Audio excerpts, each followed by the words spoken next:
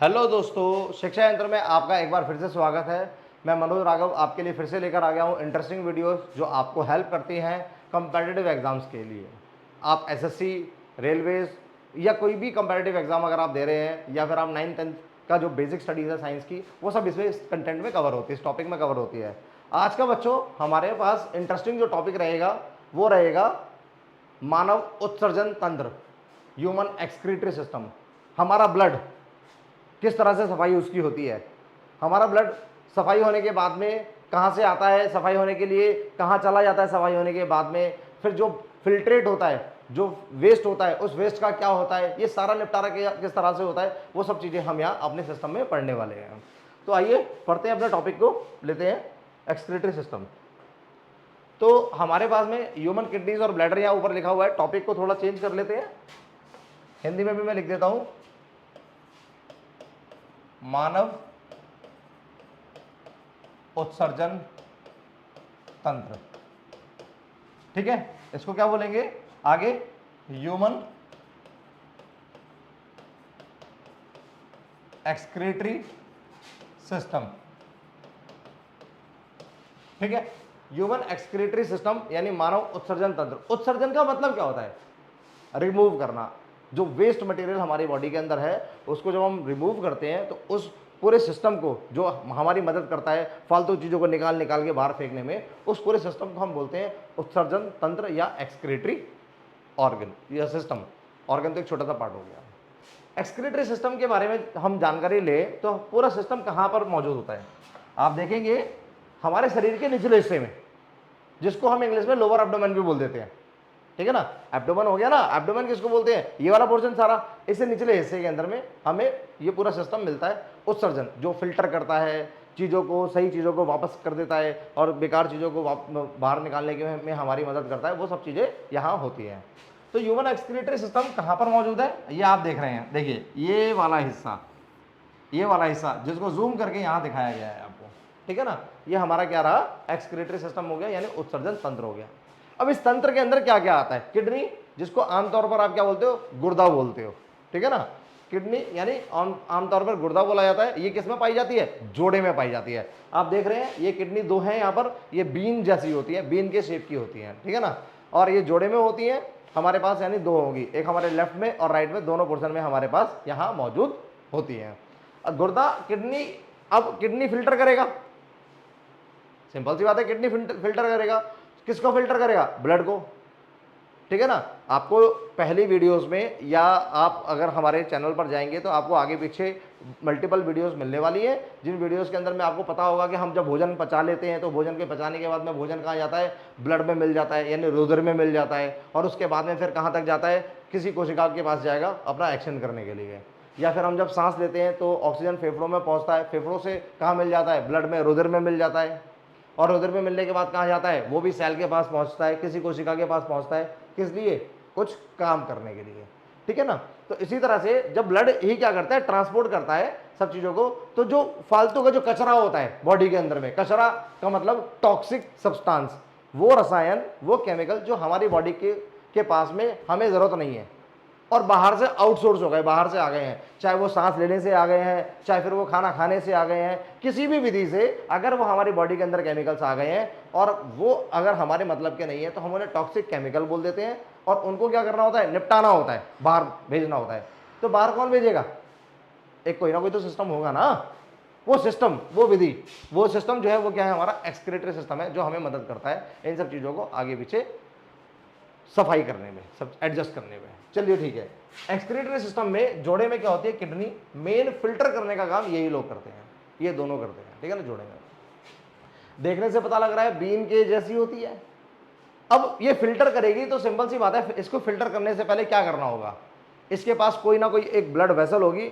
Blood vessel हम बोलते हैं रुधिर वाहिकाओं को। वो नलियां, वो पाइप जैसा सिस्टम जो क्या करता है? ब्लड लेकर आता है और ब्लड लेके जाता है, हम उसे ब्लड वेसल बोलते हैं। मैंने पहले की वीडियोस में आपको बताया हुआ है। ठीक है ना, तो वो ब्लड वेसल्स जो है, रुधिर वाहिका जो हम लेकर आ रही है, जो ब्लड लेकर आती है, वो ऑक्सीजनेटेड ब्लड आता है रेड वाली में। ये रेड वाली जो आपको दिख रही है, ये ऑक्सीकृत ब्लड लेकर आती है। ठीक है ना, मैं फिर से आपको बता रहा हूँ, ऑक्सीकृत यानी जिस ब्लड के अंदर में ऑक्सीजन होता है, वो यहाँ पर आता है और ये किडनी के अंदर जाता है।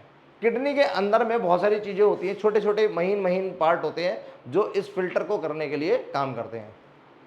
यानी किडनी छोटा सा पार्ट और उसके अंदर बहुत सारे और भी फिल्टर करने वाले पार्ट होते हैं। इनके बारे में भी हम जब आसानी से और तसल्ली से अच्छे तरीके से पढ़ेंगे। तो पहले मैं बेसिक चीज़ें बता देता हूँ। फिल्टर का होगा, यहाँ होगा, ये रेड वाली ब्लड वेसल जो है रुधिर वाहिका ब्लड को लेकर जाएगी। अंदर छानन विधि जो होती है, सफाई जो होती है वो होगी, और सफाई होने के बाद में ब्लू वाली क्या करेगी, उस साफ किए हुए ब्लड को लेकर चली जाएगी। तो ये जो ब्लड वेसल हैं, जैसा कि मैंने आपको बताया था कि रुधिर वाहिकाएं दो तरह की होती हैं।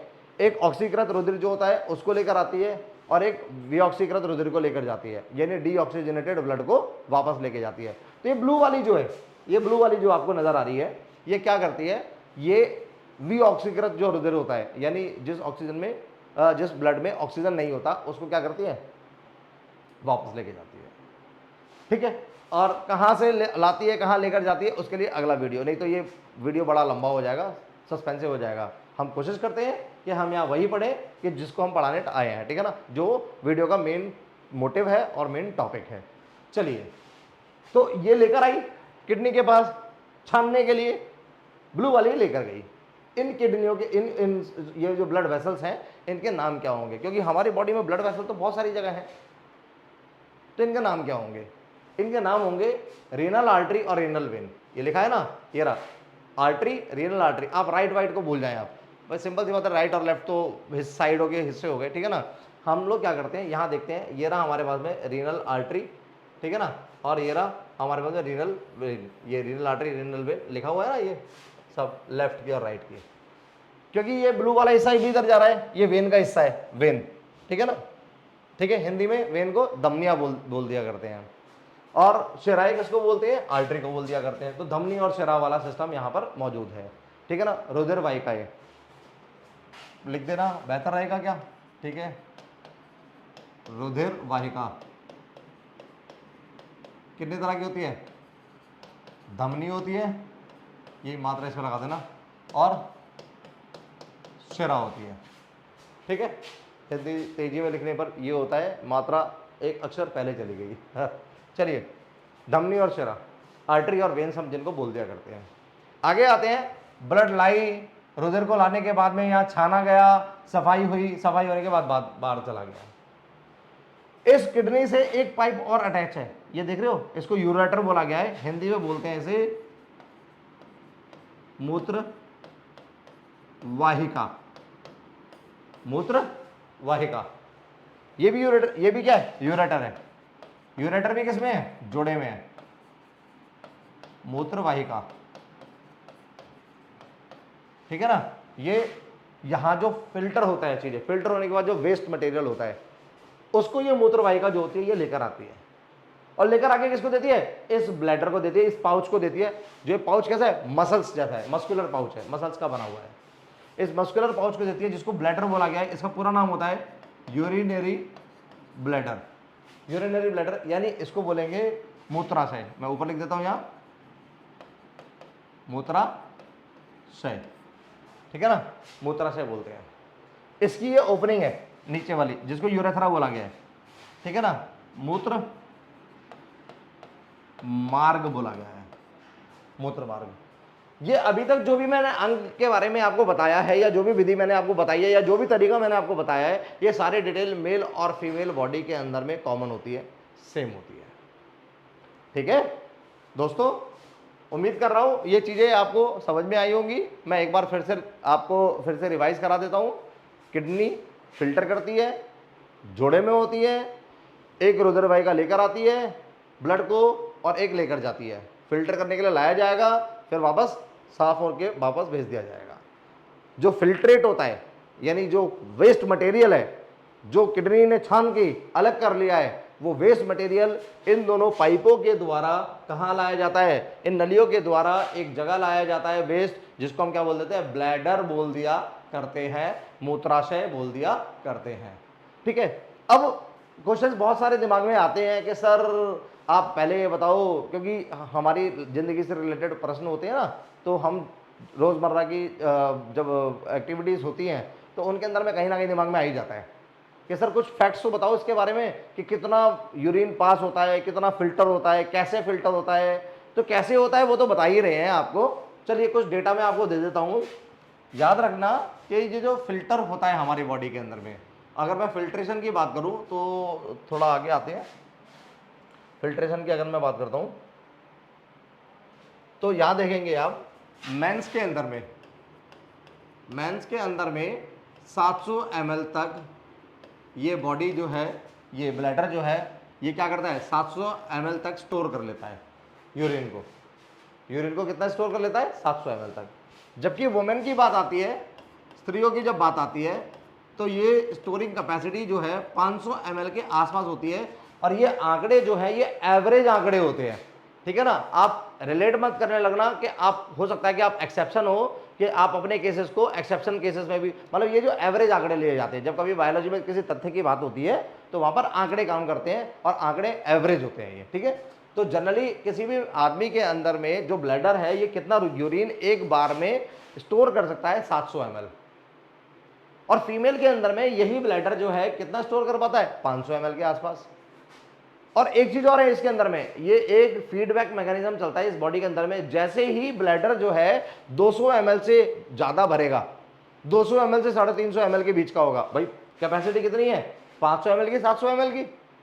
ये ब्लैडर जैसे ही 200 ml से ज्यादा भर जाएगा, 200 ml से 350 ml के बीच में, तो ये हमें इंडिकेशन देता है कि हमें टॉयलेट जाना है और इसको रिमूव करके आना है, ठीक है ना।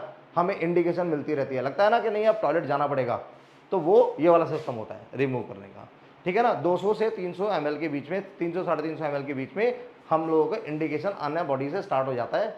फिर भी हम काफी टाइम रोकने की कोशिश करते हैं, तो हमें पता है अब ये मत करना ब्लैडर बढ़ाओ, मतलब ब्लैडर में तो सर जी अभी इंडिकेशन आना स्टार्ट हुआ है तो 200 350 ml करीब है अभी, और 700 ml मेरी कैपेसिटी होती है, सर ने बताया था, राघव सर ने बताया था, तो अभी और काम कर लेते बाद में जाएंगे। अगर आप कंफर्ट फील करना चाहते हैं तो आप टाइम से जाए, टाइम ले जाए, नहीं तो बहुत सारी और भी डिसीज के होने के चांसेस थोड़ा सा बढ़ जाते हैं, ठीक है ना। चलिए आगे आते हैं। बेसिक इंफॉर्मेशन में आपको ये समझ में आया। अब दूसरी इंफॉर्मेशन, कितना ब्लड एक किडनी 24 घंटे के अंतराल में, मैं दिन नहीं बोलूंगा, दिन बोलूंगा तो आधे लोग रात को काउंट नहीं करते हैं, आधे लोग बोलते हैं सर रात में 12 बजे तक काउंट करना है क्या, तो इसलिए हम यहाँ लगाते हैं 24 घंटे। तो एक 24 घंटे के दौरान में, कार्यकाल के दौरान में किडनी जो है ये कितना ब्लड प्यूरिफाई कर देती है, कितना ब्लड प्यूरिफाई कर देती है। तो आप जब आंकड़े को देखेंगे तो कहीं लिखा होगा 180, ठीक है ना, ये 180 लीटर की बात चलती है। कहीं लगभग लिखा होता है 45 से 50 गैलन की बात होती है, गैलन, ठीक है ना, गैलन की बात होती है। कहीं कहीं आपको एक और यूनिट सुनने को मिलती है 160-65 या के आसपास में, 160 या 165 के आसपास में, जिसको हम कहते हैं क्वार्ट बोलते हैं, QUART, क्वार्ट बोलते हैं, क्वार्ट। लीटर सुना है आपने, लीटर सुना है, और लीटर को आपने अच्छे से जानते भी होंगे क्योंकि आजकल का ये लेटेस्ट का एक टॉप पॉइंट बना हुआ है, ठीक है ना। चलिए आपने इसके बारे में भी पढ़ा है, ठीक है ना, कि लीटर क्या चीज होती है। लीटर के बाद में गैलन भी आपने सुना ही है। लीटर और गैलन में भी संबंध होता है, अप्रोक्सीमेट 3.75 के आसपास में जो लीटर्स होते हैं उसको मिलाकर एक गैलन बनता है। तो हम लगभग एक चौथाई मान लेते हैं, मतलब हम मान लेते हैं कि 4 लीटर के आसपास में एक गैलन बन जाता है। ऐसे ही गैलन को क्वार्ट, ये क्वार्ट शब्द का मतलब क्या है, एक गैलन का चौथा हिस्सा। क्वार्ट का मतलब क्या होता है, एक गैलन का चौथा हिस्सा, क्वाड्रेंट वाला क्वार्ट है ये, ठीक है ना, तो उसको क्वार्ट बोल दिया करते हैं। तो कहीं ना कहीं आपको कोई भी आंकड़े मिलते हैं 180 लीटर, कहीं पर गैलन बोल दिया जाता है, कहीं पर क्या बोल दिया जाता है, क्वार्ट बोल दिया जाता है। तो ये अंतर संबंधित होते हैं, ठीक है ना, इंटरनली इनका सबका रिलेशन होता है। आप किसी आर्टिकल को पढ़ेंगे कहीं कुछ मिल रहा है, कहीं कुछ मिल रहा है, कहीं कुछ मिल रहा है, तो टेंशन में आने की जरूरत नहीं है, ठीक है ना, क्योंकि ये है ये वॉल्यूम से रिलेटेड ही। अब मैंने आपको संबंध भी बता दिया कि गैलन से ही संबंधित होता है लीटर, और गैलन से ही संबंधित होता है क्वार्ट, ठीक है ना। और लगभग कितना गैलन होता है, 45 से 50 गैलन के आसपास में साफ कर दिया जाता है, ठीक है ना। अब इसको ml वगैरह में आप कन्वर्ट कर सकते हैं, क्वार्ट में आप कन्वर्ट कर सकते हैं। जनरली मैंने आंकड़े लिख दिए हैं, कैलकुलेशन पॉइंट वाइज होती है तो हल्का फुल्का ऊपर नीचे होगा, ठीक है ना, एवरेज कैलकुलेशंस में। चलिए ठीक है, आपको मैंने गैलन, क्वार्ट और इसके बारे में बता दिया कि ब्लड कितना प्योरीफाई होता है। अब ब्लड प्योरीफाई होने के बाद में, ठीक है ना, इधर सर आपने ये बता दिया यूरिन स्टोर कितना हुआ, इधर आपने बता दिया ब्लड प्योरीफाई कितना हुआ, सर इतने सारे ब्लड में से लगभग कितना आंकड़ा है जो इस जो ब्लड को प्योरीफाई हमने किया है 180 लीटर के अप्रोक्सीमेट, इसमें से कितना आंकड़ा ऐसा है कि सर जो यूरिन बनता है हमारे पास। तो एक एवरेज और एक हेल्दी पर्सन जो है, ठीक है ना, उसकी बॉडी के अंदर में जो यूरिन का जो बनना होता है, जितना वो मतलब हमने जैसे कि मान लेते हैं यहाँ पे 180 लीटर के आसपास में यूरिन को फिल्टर किया, तो आप ये मान के चलना कि उसके बाद में 180 लीटर, या हम क्वार्ट में काउंटिंग कर लेते हैं कि एक, अगर आप एक क्वार्ट देख रहे हो, इतना क्वार्ट है, तो एक से लेके 2-2.5 क्वार्ट तक क्या होता है, यूरिन फॉर्म होता है उसमें, इतना फिल्टर होने के बाद। ठीक है, कितना यूरिन फॉर्मेशन में कितना लग जाता है, आप 2.5 क्वार्ट के आसपास में एवरेज आंकड़े लग जाते हैं क्वार्ट में, मैंने एक क्वार्ट में लिख दिया है। इतना क्या होता है, यूरिन फॉर्म हो जाता है इतने में से। ठीक है, यूरिन फॉर्म हो जाता है। उम्मीद कर रहा हूं आपको सबको समझ में आ रहा होगा आंकड़ों को लेकर। मूत्रवाहिका क्या होती है, फिर उसके बाद में ये पाइप जो है यहाँ पर लाके स्टोर करते हैं, कितना स्टोर होता है, ठीक है ना, आगे मेल्स में कितना, फीमेल्स में कितना हुआ, लीटर्स के बारे में, गैलन्स के बारे में आपको कंप्लीट जानकारी यहाँ मिलती जा रही है। ठीक है ना, किडनीज को लेकर। तो चलो बच्चों और आगे बढ़ते हैं दोस्तों, आगे देखते हैं। अब ये यूरेथ्रा जो होता है, यूरेथ्रा मूत्र मार्ग, मैंने ये भी बताया मेल और फीमेल में दोनों में क्या होता है, सेम होता है। ये मेल में लंबा होता है क्योंकि इसको पेनाइल ट्रैक यानी पेनिस के अंदरों के जाना होता है, तो लगभग ये 20 सेंटीमीटर के आसपास का होता है। कितना, मेल्स के अंदर में यही ट्रैक कितना मिलेगा आपको, 20 सेंटीमीटर के आसपास का मिलेगा यूरेथ्रा। और यही यूरेथ्रा फीमेल्स के अंदर बहुत ज्यादा छोटा होता है। और कितना होता है, ये तो मेल्स में हो गया, मेल्स के अंदर हो गया ना 20 सेंटीमीटर के आसपास का। ये फीमेल्स के अंदर में सिर्फ और सिर्फ 3 से 5 सेंटीमीटर का होता है ट्रैक। ठीक है ना, और जिसकी वजह से नुकसान क्या होता है, नुकसान भी मैं बताता हूं आपको। इसमें नुकसान क्या होता है, फीमेल्स को यूरिनेशन, जो ये यूरेथ्रा है, जो ब्लैडर का जो ओपनिंग है जहां से यूरिन बॉडी से पास होता है, ठीक है ना, ये कितना होता है, 3 से 5 सेंटीमीटर का, बहुत छोटा, और ये एनस के बहुत ज्यादा नजदीक हो जाता है। जिसका नुकसान क्या है, जिसका नुकसान ये है कि जो बैक्टीरियाज या हार्मफुल जो जम्स हैं, ठीक है ना, वो कहां, यूरिनरी ब्लैडर में एंटर कर जाते हैं। कहां कर जाते हैं, एंटर, ब्लैडर में। ये जो मूत्राशय हो गया, मूत्र मार्ग हो गया, ठीक है ना, यहां पर एंटर कर जाते हैं एनस से यानी गुदाद्वार से, क्योंकि गुदाद्वार और यूरेथ्रा क्या हो जाता है, पास पास आ जाता है। ठीक है, अब उसके बाद में फिर नुकसान क्या है कि जब ये हार्मफुल जम्स हमारी बॉडी के अंदर में, मतलब ये बॉडी के अंदर में एंटर करते हैं, तो क्या करते हैं, यूटीआई, यूरिनरी ट्रैक्ट जो का जो इन्फेक्शन है उसको क्रिएट करते हैं। ठीक है ना, तो ये जब कभी भी क्या होगा कि जम्स यहाँ से एंटर करेगा, अंदर की तरफ जाएगा, तो ये क्या होगा कि यहाँ में स्वेलिंग हो रही है, पेन हो रहा है, इचिंग हो रही है, बहुत सारी दिक्कतें आती हैं। और इस तरह की जो दिक्कतें आती हैं, ठीक है ना, वो इन्फेक्शन की वजह से आती हैं। काफ़ी टाइम क्या होता है कि ये एज के मतलब काफ़ी टाइम एज के हिसाब से ना लोग इसको झेल भी नहीं पाते हैं, ठीक है ना, तो ये विकराल रूप भी ले लेता है। फिर हमें डॉक्टर को, फिजिशियन को, मतलब वैसे तो इन्फेक्शन अगर हो गया तो डॉक्टर फिजिशियन को तो कंसल्ट कराना पड़ेगा ही पड़ेगा आपको। तो ये चांसेस आपको अब ये भी समझ में आ गया कि सबसे ज़्यादा इन्फेक्शन के चांसेस फीमेल्स में ज़्यादा हो जाते हैं, कारण यूरेथ्रा के छोटा होने की वजह से। उम्मीद करता हूं कि जो डेटा मैंने यहाँ पर आपको लिखा है कि आपको अच्छे से आ रहा होगा, समझ में आ रहा होगा। अगर चीज़ें थोड़ी सी आपको लगता है कि नहीं सर ये क्वेश्चन मेरा रह गया, तो आप कोशिश कीजिएगा कमेंट बॉक्स के अंदर में कमेंट डालें, ठीक है ना, और मैं उसके ऊपर में अगर वो वैल्यूएबल पॉइंट है जो यहाँ मिस कर चुका हूँ या कुछ भी है, तो मैं कोशिश करूँगा उसको अपग्रेड करने की या आपके लिए और एक्सक्लूसिव वीडियोज़ को लाने की। चलिए आइए हम आगे कंटेंट को पढ़ते हैं। साइंस में पढ़ाने के लिए बहुत कुछ है, तो इसलिए कभी कभी क्या होता है कि हम बहुत स्पीड में भी चलते हैं चीज़ों को लेकर। मैं उम्मीद कर रहा हूँ कि हिंदी मीडियम के लोग और इंग्लिश मीडियम के लोग सभी को ये वीडियो अच्छा लग रहा होगा और समझ में भी आ रहा होगा। तो अभी तो मैंने बेसिक इन्फॉर्मेशन आपको दे दी है। अब बात आती है फिल्टर होता कैसे है। फिल्टर होने के लिए आप वीडियो के नेक्स्ट पार्ट में जाएं। नेक्स्ट पार्ट में आपको लिंक नीचे मिलेगा, डिस्क्रिप्शन बॉक्स में मिलेगा, आप उस लिंक को क्लिक करें और दूसरे वीडियो पर हमारे साथ में फिर से जुड़ें।